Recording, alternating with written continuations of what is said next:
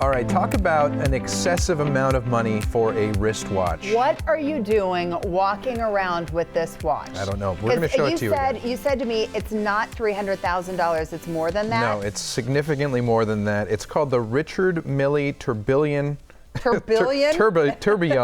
Diamond Twister, and it costs Turducken, and it costs $800,000. That is insane. Almost $1 million. It was stolen off this man's arm. Like, in what Paris. That's ridiculous I know, that you're so, wearing a watch that expensive. I know. It's this Japanese businessman, and he was in Paris. He was just having a smoke or something, and it was taken right off of his wrist. And because of its value, it's actually was transferred to this organized crime task force in France. So it's like the national government now is investigating Do you know how many this. things are wrong with that statement Well, there? there's I mean, a lot. you lose all perspective when you come up with a watch that almost costs $1 million. And it's not even nice Well, looking. it just goes to show that It's totally 80s. some wealthy people have their head screwed on right and others don't. Like we were talking earlier about Mark Zuckerberg, founder of Facebook.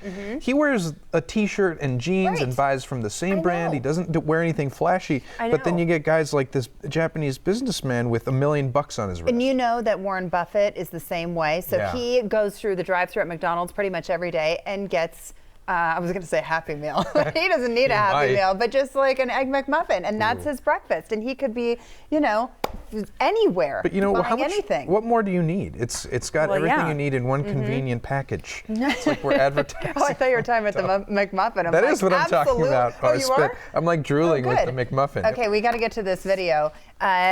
This poor woman, and at the same time, it's not really that big of a deal. Okay, so you're seeing video of this NBC correspondent who was talking about the airstrikes that are happening in Turkey right now and what's happening to the Kurds, and that's one of her twins just walking onto the set like, "Hey, Mom, I need some crayons." Like, what, one of her twins, because I guess that's the positive side. It could have been both, that's right? true. It could have been the set of twins. Coming at her from both sides. So it happens, right? I mean, we've seen this time and time again.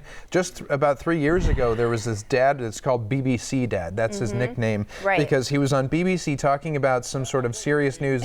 And look who comes dancing in, his little daughter. And he's like, "Honey, get out of here." And I love the anchor who was interviewing him says, "Looks like your children are coming in. Look at the baby." I mean, seriously, watch the mom now. This is, she skids in, and then look, books are falling, and this is so terrible. I mean, he's trying to keep a straight face, which I'm glad they, feel okay about it. It totally happens. If that happened to me, I would just put my kid on my lap. I'd say, well, we're just going to roll with it, I guess. It's just going to happen. Would that be your first response? Because it wasn't mine. You were actually in those shoes, and we have video of it. Oh, here's my son. I brought him to work.